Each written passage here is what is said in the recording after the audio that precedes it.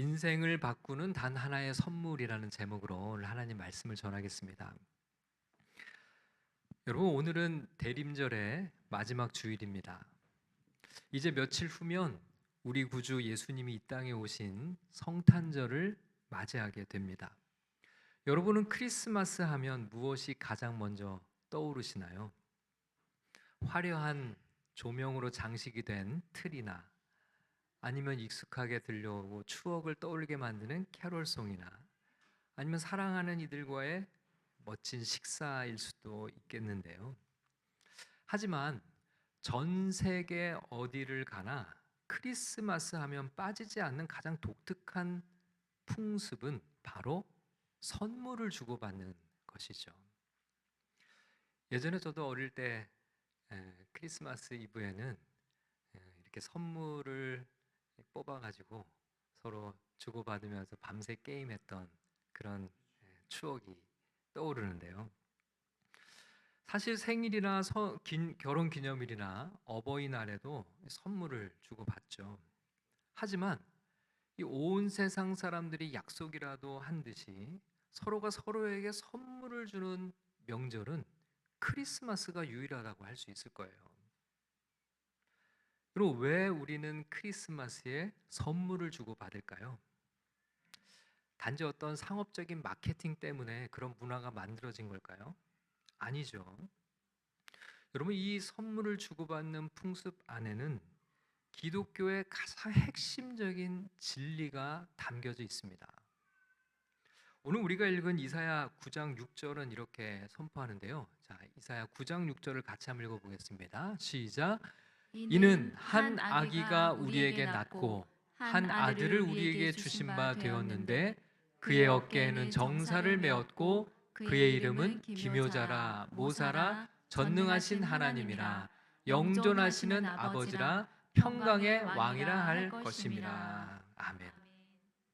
자, 여기 보면요, 한 아기가 우리에게 낳고 한 아들을 우리에게 주신 바 되었다, 이렇게 표현하고 있어요. 우리에게 주신 바 되었다. 여러분, 성경은 예수 그리스도를 가리켜서 하나님이 우리에게 주신 바 된 분, 즉 선물, 기프트라고 이야기를 하고 있는 거예요. 우리에게 주어진 선물이라는 겁니다. 사도 바울은 이 예수님을 가리켜서 말로 다 할 수 없는 은사, 곧 선물이라고 찬양했는데요. 인간의 언어로는 도저히 그 가치를 다 설명할 수 없는 최고의 선물이라는 뜻이죠. 오늘 저는 이 대림절 마지막 주일에 예수님을 선물이라는 관점에서 여러분과 함께 묵상해 보려고 합니다. 이 선물이 우리에게 하나님이 어떤 분인지, 그리고 우리 자신은 누구인지를 어떻게 알려주는지를 함께 나누고 우리 인생을 송두리째 바꿀 진정한 기쁨을 발견하는 시간이 되기를 소망합니다. 그런 은혜가 우리 모두에게 임하기를 주님의 이름으로 축복합니다. 자, 첫 번째로 기억할 것은요, 예수님은 세상에서 가장 놀라운 선물이라는 사실입니다. 여러분, 세상에서 가장 좋은 선물의 특징이 뭘까요? 여러분, 그건요, 놀라움이에요. 서프라이즈한 거예요. 깜짝 놀랄 만한 선물. 어린아이들이 크리스마스 아침에 트리 밑에 놓인 선물 상자를 보며 왜 그토록 흥분할까요? 상자 안에 무엇이 들었을까 궁금해하며 흔들어 볼 때 그 기쁨이 증폭이 되죠. 여러분, 최고의 선물은 내가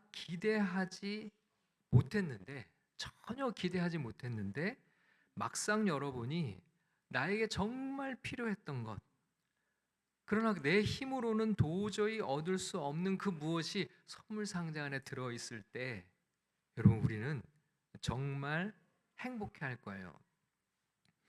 여러분, 하나님이 우리 인류에게 주신 예수님이라는 선물은 바로 그런 놀라운 선물이라는 겁니다. 근데 그 놀라움의 방식이 아주 역설적이에요.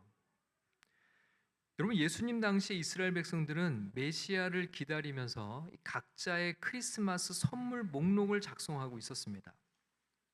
여러분, 그들이 원했던 선물은 무엇이었을까요? 여러분, 그들이 원했던 선물은 힘이었어요. 파워. 로마의 압제에서 자신들을 해방해 줄 강력한 지도자, 기적을 일으켜서 배고픔과 가난을 해결해 줄 능력자를 원했습니다. 강한 힘을 가진 왕이 와서 저 악한 자들을 다 물리쳐 주면 좋겠다. 이것이 그 당시 이스라엘 백성들의 기대였어요. 하지만 하나님이 포장지를 뜯어 우리에게 보여주신 선물은 무엇이었을까요?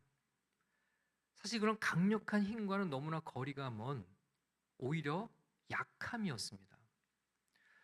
예수님은 화려한 왕궁이 아니라 냄새나는 마구간의 아기로 오셨어요. 나사렛이라는 시골 동네에서 가난한 목수의 아들로 사셨습니다.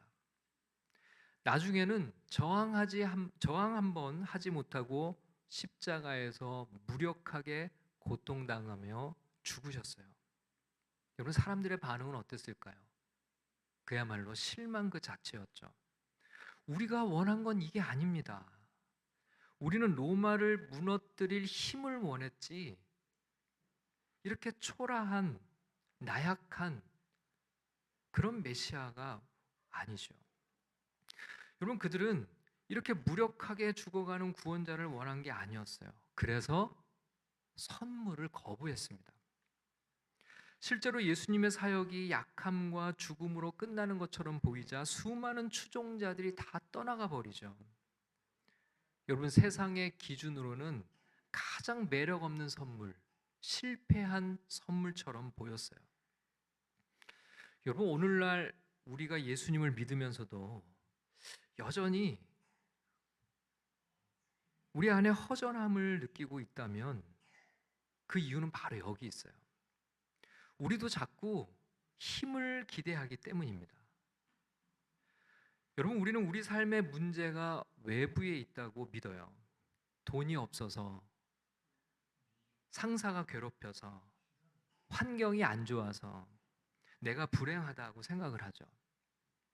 그래서 하나님이 이 외부 환경을 한 번에 해결해 줄 강한 힘을 주시기를 원합니다. 그런데 여러분, 성경의 처방은 이 세상의 처방과 완전히 달라요. 우리의 진짜 문제는 외부에 있는 것이 아니라 바로 우리 안에 있다는 거예요. 여러분, 우리의 근본적인 문제는 환경이 아니라 하나님을 떠난 우리의 죄와 자기 중심성이라는 바로 근본적인 죄의 문제에 있어요. 여러분, 아무리 환경이 달라지고 좋아진다고 해도 우리 안에 이 죄의 문제가 해결되지 않으면 우리는 결코 행복할 수 없다는 겁니다. 그래서 하나님은 우리에게 장군 같은 힘 있는 메시아가 아니라 우리의 죄를 드러내고 우리를 위해 죽으시고 우리의 영혼을 깨끗하게 하실 연약한 선물을 보여주신 거예요. 여러분, 진정한 기독교인은 예수님이 내가 기대했던 방식의 메시아가 아니었음을 인정하는 것부터 출발합니다. 이런 사람들은 이렇게 고백해요. 주님, 저는 제 삶의 문제를 해결할 힘을 원했지만 하나님은 저에게 하나님 자신을 주셨습니다. 이제야 깨닫습니다. 저에게 정말 필요했던 것은 상황을 바꿀 힘이 아니라 나를 변화시킬 주님의 사랑이라는 걸 이제야 깨닫습니다. 여러분, 이 놀라움을 받아들이는 순간 우리의 신앙은 의무가 아니라 기쁨이 된다는 사실이에요. 여러분, 두 번째로 기억할 것은 예수님이라는 선물은 그냥 받기만 하면 된다는 사실을 기억해야 돼요. 여러분, 예수님이 선물이라는 사실은 기독교가 전적으로 은혜의 종교라는 것을 우리에게 말씀해 줍니다. 여러분, 세상에는 공짜가 없죠. 직장에서 일한 만큼 우리는 월급을 받습니다. 이것을 정당하게 일하고 받는 대가라고 말하죠. 근데 여러분, 만약에 우리가 한 달 동안 열심히 일하고 월급을 받아야 되는데 사장님이 월급을 주면서 이건 내 선물이야 라고 말하면 여러분, 기분은 어떻겠어요? 그건요, 선물이라는 느낌이 아니고 오히려 모욕감을 느끼기에 충분한데요. 왜 그럴까요? 내가 정당하게 일해서 번 돈인데 그 선물이라고 하면서 사장이 생색을 내는 것을 생각하면 오히려 나의 수고 자체를 다 인정하지 않는 그런 느낌이 드는 거죠. 여러분, 선물이라는 말은 내가 받을 자격이나 대가를 치를 능력이 없다는 것을 전제하기 때문에 내가 열심히 일했지만 선물이라고 주면 오히려 기분이 상하는 겁니다. 여러분, 성경은요, 기독교가 대가의 종교가 아니라 선물의 종교라고 말씀해요. 여러분, 우리가 하나님께 구원을 받을 만한 어떤 자격이나 우리가 치른 대가가 있습니까? 오히려 우리는 하나님을 무시하고 우리 마음대로 살았어요. 그런데 하나님은 그런 우리에게 자신의 눈동자처럼 아끼는 보배, 즉 독생자 예수님을 선물로 주셨어요. 여러분, 이것은 상상할 수 없는 관대함이죠. 여러분, 모든 종교는 가서 이것을 행하고 이것을 행하라고 말씀해요. 열심히 순종하고 선행을 쌓으면 그 대가로 하나님이 너를 인정해 주실 것이라고 가르치는 거죠. 구원은 노력의 결과물로 여겨져요. 근데 여러분, 기독교는 정반대입니다. 기독교는 하나님이 이미 다 이루셨다고 말씀해요. 모든 것은 다 주님 안에서 이루어졌다는 겁니다. 여러분, 메시아의 이름 중 하나는 여호와 우리의 의라는 이름이 있어요. 여호와 우리의 의. 여러분, 우리 모두 스스로를 가치 있게 느끼게 해주는 자기의 의로움을 세우려고 우리는 노력을 하죠. 남들보다 도덕적으로 살거나 성공해서 이 정도면 내가 대접받을 자격이 있지라고 스스로를 위로합니다. 근데 여러분, 우리의 양심을 알고 있어요. 그 어떤 노력도 하나님의 기준에 도달할 수 없다는 겁니다. 그래서 우리는 늘 불안하고 죄책감에 시달릴 수밖에 없어요. 여러분, 기독교의 복음은 이 고민을 단번에 해결해 줍니다. 예수님이 우리의 의로움이 되어 주셨다는 거예요.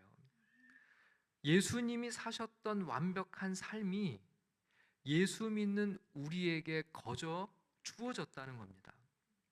여러분, 하나님은 우리가 완벽한 삶을 살아서가 아니라 예수님이라는 선물을 믿음으로 받았기 때문에 우리가 의롭게 되었다라고 말씀해요. 여러분, 이것은 우리가 치른 대가가 전혀 없는 완전한 공짜의 선물이라는 겁니다. 감리교의 창시자인 존 웨슬리가 이렇게 이야기를 했어요. 그는 오랫동안 목사였지만 사실 진정한 기독교인은 아니었습니다. 그는 이렇게 얘기를 합니다. 내가 자격을 갖추고 대가를 지불해야 구원받는다는 생각에 사로잡혀 살았습니다. 하지만 그의 마음에는 평안이 없었죠. 그러다가 마틴 루터의 글을 읽으며 깨달았어요. 내가 할 일은 아무것도 없구나. 오직 예수님이 이루신 것을 선물로 받기만 하면 되는구나. 그는 그때야 진정한 자유를 얻었습니다. 여러분, 혹시 나는 자격이 없어라는 생각에 짓눌려서 하나님의 사랑을 거부하고 있지는 않습니까? 여러분, 그것은요, 겸손이 아니라 실제로는 선물을 거절하는 교만일 수 있어요. 하나님, 저는 공짜 선물은 싫습니다. 제가 직접 대가를 치르고 당당하게 받겠습니다라고 말한 것과 같은 거예요. 오늘 이 시간 우리는 하나님 앞에 정직하게 설 수 있어야 됩니다. 주님, 저의 최선의 어떤 노력도 하나님의 기준을 만족시킬 수 없는 저는 죄인입니다. 그러므로 주님, 이제는 나의 노력에 의존하는 것을 포기하고 예수님이라는 선물을 그대로 받고 싶습니다. 여러분, 이 고백이야말로 우리 영혼의 진정한 해방을 가져다 주는 복음입니다. 여러분, 세 번째로 기억할 것은 우리가 받은 선물의 가치를 깨달으면 그때부터 진정한 헌신이 시작된다는 사실입니다.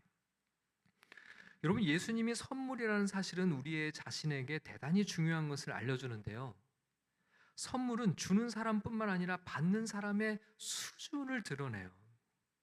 여러분, 미성숙한 아이일수록 가치 있는 선물보다는 금방 부서질 장난감에만 환호하죠. 예수 그리스도라는 선물에 우리가 어떻게 반응하느냐는 우리 자신의 상태를 보여주는 시험이라고 할 수가 있어요. 여러분, 마태복음 13장을 보면 진주 장사의 비유가 나옵니다. 진주 전문가인 한 상인이 좋은 진주를 찾아다니다가 극히 값진 진주 하나를 발견했어요. 그는 단번에 알아차렸습니다.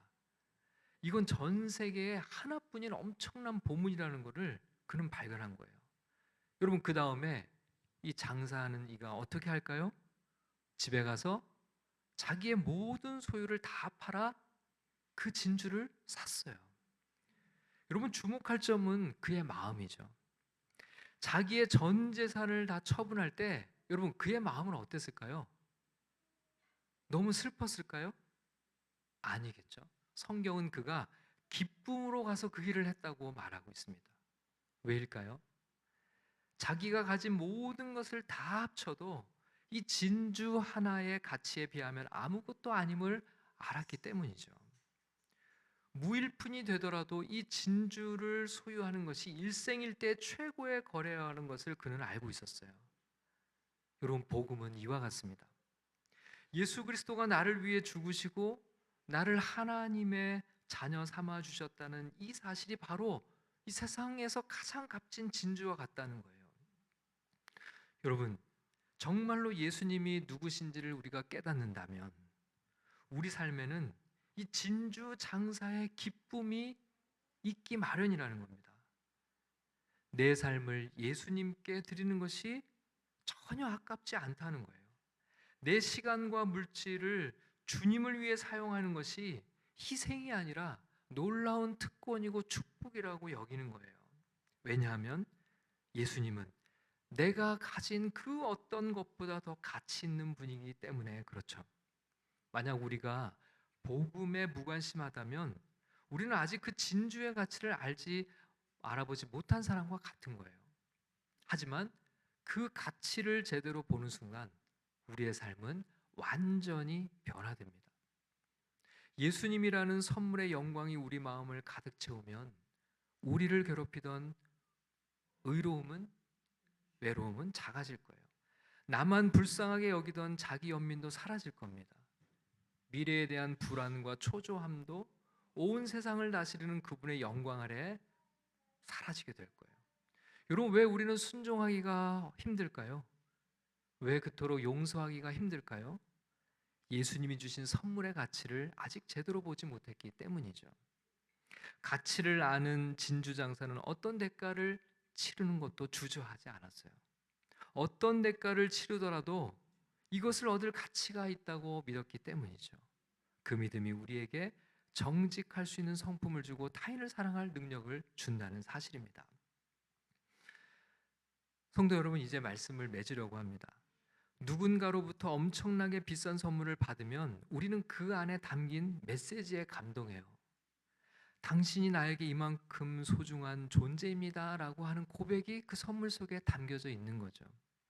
하나님이 하나뿐인 아들을 우리에게 선물로 주셨다는 것은 무엇을 의미할까요? 하나님이 우리에게 이렇게 말씀하시는 겁니다. 너는 내게 가장 소중한 존재란다.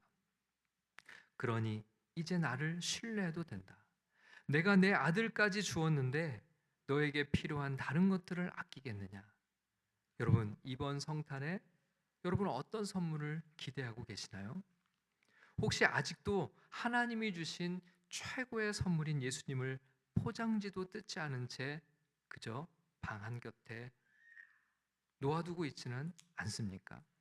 오늘 이 시간 이 진주장사의 눈으로 예수님을 바라볼 수 있기를 축복합니다. 그분의 이름을 경배할 수 있기를 소원합니다. 그분이 나를 위해 치르신 그 엄청난 희생을 기억하며 그 선물을 온 마음으로 받아들이기를 축복합니다. 여러분, 이 선물의 가치를 온전히 깨닫는 만큼 우리 안에 불안은 평안으로 변화될 거예요. 남은 대림절 기간 그리고 다가올 성탄절에 예수 그리스도라는 최고의 선물을 온전히 누릴 수 있기를 축복합니다. 그래서 그 기쁨으로 완전히 변화된 인생을 살아가시는 저와 여러분들이 다 되시기를 주님의 이름으로 축원합니다.